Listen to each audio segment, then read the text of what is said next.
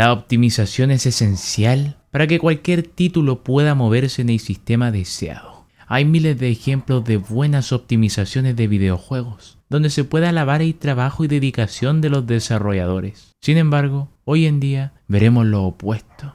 Vamos a echarle una repasada a los juegos peor optimizados que se han lanzado. No importa si es en Xbox, PlayStation, Nintendo o PC. Si está mal optimizado, entrará aquí. Y luego intentaré dar una explicación razonable a por qué pasa esto. ¿Por qué ya no se esfuerzan en optimizar bien los juegos? Cities Skylines 2 salió en octubre de 2023 y prometía ser una gran evolución del juego original. Sin embargo, muchos jugadores se encontraron con un problema serio. El rendimiento es pésimo, incluso en computadoras potentes, con procesadores ultra rápidos y tarjetas gráficas de última generación. El juego tiene caídas de frames y no corre fluido, generando decepción en la comunidad. ¿Qué esperaban de verdad? ¿Una evolución? Bueno, no la tuvieron. Es más, parece que el primer juego es mucho más jugable que el 2. Colossal Order, la desarrolladora, admitió que no alcanzaron sus metas de optimización. Claramente, dijeron que apuntaban a 30 FPS como mínimo, pero para muchos eso no es suficiente, ni siquiera sería el estándar esperado. De manera que han lanzado parches para mejorar la situación, y aunque ha habido avances, todavía hay serios problemas a considerar. Y si es que quieren de hacer la experiencia un deleite, más les vale ponerse las pilas. Y a mí que me gustaba. Los fans sin duda se esperaban mucho, pero el juego llegó con un gran defecto. Incluso en equipos potentes con procesadores carísimos y tarjetas gráficas tope de gama, el rendimiento decepcionaba. Había caídas de frames y tiempos de carga que rompían la experiencia. Y el problema principal era cómo se usaba el hardware. El juego consume demasiada memoria de video, a veces hasta 18 GB en resoluciones 1440p, y tampoco aprovecha bien la GPU ni la CPU. Por ejemplo, en pruebas con una RTX 4090, la tarjeta apenas llegaba al 50% de su uso. Además, solo utilizaba unos pocos núcleos del procesador, lo que creaba cuellos de botella. Es a raíz de esto que Electronic Arts tuvo que disculparse con miles de jugadores afectados y decepcionados. Solo hizo falta 1 año y medio de parches para que el juego fuera jugable y alabado, ahora sí.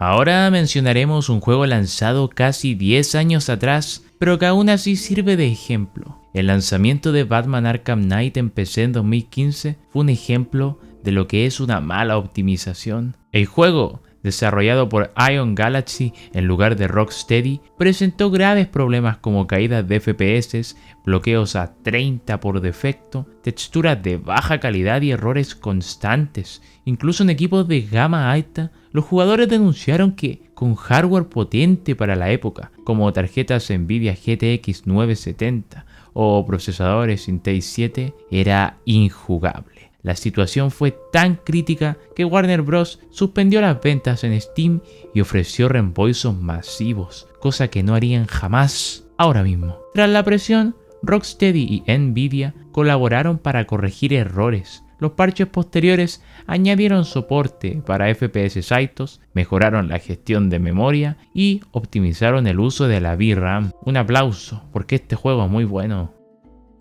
Sí.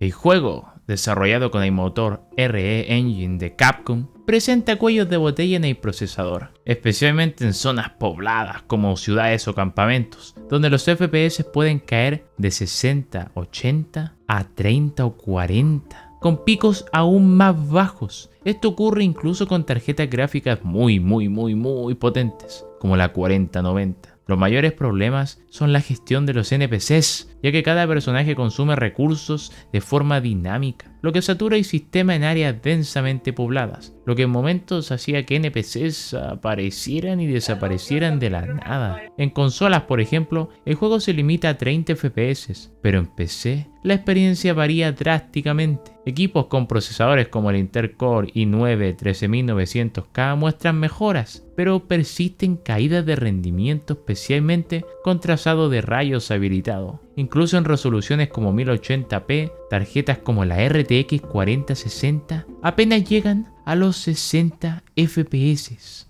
Y estables, si es que hay suerte.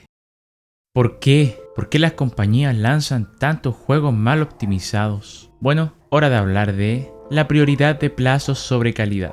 Y sí, las empresas suelen enfocarse en fechas de lanzamiento fijas para maximizar ganancias o cumplir con acuerdos comerciales. Esto lleva a recortar tiempo en pruebas técnicas y ajustes, delegando la optimización a próximos parches. Y es por esto mismo que los juegos de antes estaban tan bien optimizados. ¿Cómo le vas a meter un parche a un fucking disco? Simplemente no se podía. Las compañías tampoco se querían arriesgar a perder reputación por lanzar una basurilla de juego en esos años. Ahora pueden lanzar una basura y traerá un parche que lo arreglará. Se depende mucho de tecnologías compensatorias. Herramientas como DLSS permiten maquillar mal rendimiento mediante la reconstrucción de imagen, reduciendo la presión por optimizar el código base.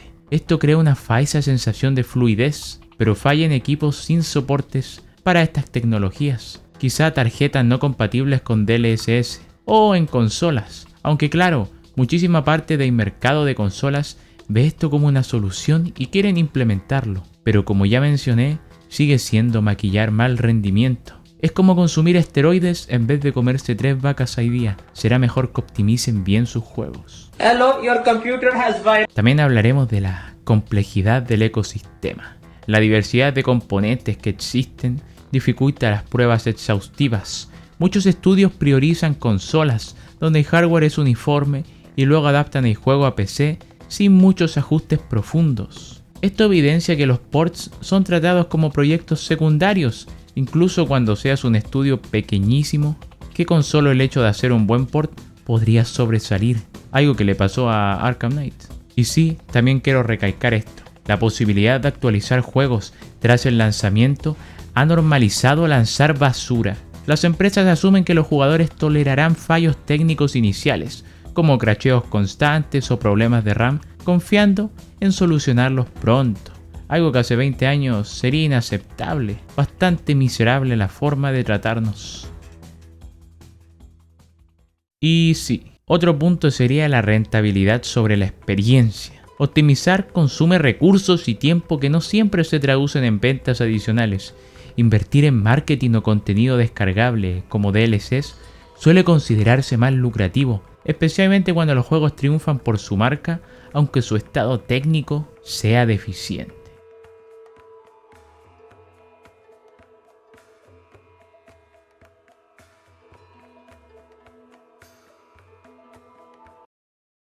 Y así termina todo. No se sabe a dónde más iremos con el estado que se encuentra la industria. Claro, existen muchísimos juegos prometedores a futuro, pero son las empresas flojas y con ganas de gastar el mínimo las que arruinan la experiencia de millones de jugadores. Lamentablemente, nada se puede hacer. Sus decisiones están guiadas por intereses económicos y no por la pasión o el compromiso con la calidad. Estamos estancados porque siempre habrá gente que compre los peores productos, incluso cuando saben que van a perder. En fin, puta madre.